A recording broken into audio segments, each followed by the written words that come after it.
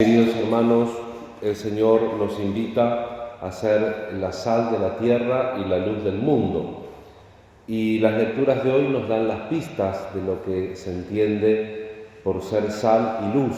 Podemos tomar de la comparación más inmediata de la sal, lo que sirve para la comida. En la época de Jesús y en la antigüedad la sal también servía para conservar la comida porque no había heladeras, y también el salario estaba fijado con el precio de la sal. Pero en la vida doméstica la sal se ocupa de resaltar algunos gustos de la comida, por eso se requiere que tenga, a pesar del paladar del que va a comer, un cierto equilibrio, porque si es excesivamente poco es imperceptible y si es excesivamente mucho arruina también el sabor de la comida. Es muy importante entonces que si no hay ningún problemita de salud, porque a veces por la presión alta recomiendan que se coma menos sal, yo tengo ese problema desde hace varios años y el médico estrictamente nunca me sacó la sal del todo, sino que tanto los dos cardiólogos de aquí como el de Barcelona me recomendaron que me cocinen sin sal y una vez que está la comida hecha, poner un poquito de sal. Esas que vienen sin sodio o la sal común, pero poquito, porque para realzar, digamos así, el gusto propio de la comida y no distorsionarlo. Esta comparación la tenemos que llevar a la otra comparación que Jesús hace con la levadura. Nosotros tenemos que ser como la levadura que fermenta la masa. La proporción de la levadura en una masa es mínima, pero tiene que estar justa para que la masa no se vaya de forma, o también tiene que estar justa para que no tenga menos altura de lo que uno espera de esa comida que está haciendo con la levadura. Esto quiere decir que nosotros tenemos que estar integrados en la sociedad, en la familia, en la comunidad parroquial, sin ánimo de sobresalir. Por supuesto que como todo hay un plura y un pauchiora, hay un más y un menos.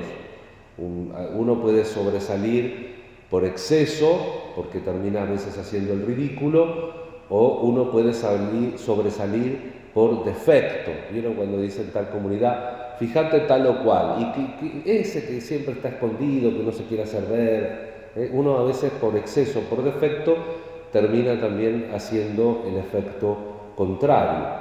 Lo más principal sería tener un grado de normalidad que más o menos supongo que todos gozamos, por eso estamos sueltos, pero que a veces en algunas personalidades tiene alguna nota característica. Eso evidentemente que sirve también para que nosotros pongamos en el mundo ese testimonio, esa sal, ese sabor que tenemos que dar. De ahí viene también la palabra sabiduría, sapiencia, en latín pasa al castellano como sabiduría, y sapere quiere decir salar, condimentar, quiere decir darle sentido a la realidad. No se trata de un saber enciclopédico del que lo sabe todo, cantidad de información, cantidad de idiomas, cantidad de cosas. Eso puede estar o no estar, por supuesto que el saber es bueno y no ocupa lugar, pero lo principal es que nosotros le demos el sentido y el lugar que tiene que tener en nuestra vida la palabra del Señor y el testimonio que tenemos que dar. Y Pablo, como todas las personas, sobre todo los que predican, tiene el riesgo de no solo que guste la predicación, sino también el riesgo de que uno a veces quiere que lo acepte. También el que no predica, no todos queremos de alguna manera ser aceptados. Y entonces Pablo, cuando nos cuenta los Hechos de los Apóstoles, que va a Atenas, él es un hombre preparado, muy bien preparado en su cultura israelita y en su cultura griega, nace en Tarso, domina muy bien el griego, conoce los escritores, filósofos y poetas griegos, y entonces cuando va al Ágora, Atenas, un poco se maneja como ellos y hace lo contrario a lo que les explica unos años más tarde a los corintios, porque aprendió, va con la sabiduría persuasiva de los hombres, quiere asentar el anuncio de la fe en cosas, podríamos decir entre comillas, científicas o culturales. Y cuando le habla a los corintios se da cuenta que nosotros tenemos que apoyar nuestra fe en Dios, no en otras cosas, no en ciencias humanas, por buenas y avanzadas que estén, sino que tenemos que apoyar nuestra fe solamente en el Señor. Y entonces ahí en Grecia empieza a decirles que eran súper religiosos, de hecho utiliza en latín la traducción superstitiosiores, de ahí viene la palabra supersticioso, quiere decir exceso de religiosidad, que le dan atributos a cosas que no la tienen. Entonces tenían dioses de todas las especies, de todos los países, e inclusive un monumento al Dios desconocido. Y dice Pablo, a este vengo a enseñar. Y claro, como empezó con el lenguaje de ellos, citando autores de ellos, la gente se le empezó a acercar. Pero cuando tiene que anunciar el querigma, el núcleo de la fe, que Cristo se encarnó, que Cristo murió y que Cristo resucitó por nosotros, se le fueron todos. Otro día te escucharemos, por un concepto que era imposible de entender, obviamente, en los griegos, que era el tema de la resurrección. Pero si él hubiera empezado por donde tenía que empezar, hubiera sido otro el desarrollo de la cuestión. Pablo lo entiende y se da cuenta que tiene que ser sal, no tiene que hacer un show, sino que tiene que integrarse en esa sociedad o tiene que estar en medio de esa sociedad que tiene para expresar su fe, para testimoniar el Evangelio de Jesús, y tiene que comenzar enseñando precisamente el núcleo de la fe. Y la otra figura es luz. Ustedes son la luz del mundo. No se puede ocultar, dice Jesús, una ciudad puesta en lo alto de un monte, como antiguamente muchas ciudades donde había zona de montes, de montañas, hacían el esfuerzo de ponerla arriba para poder tener una mayor seguridad si venían en conquista.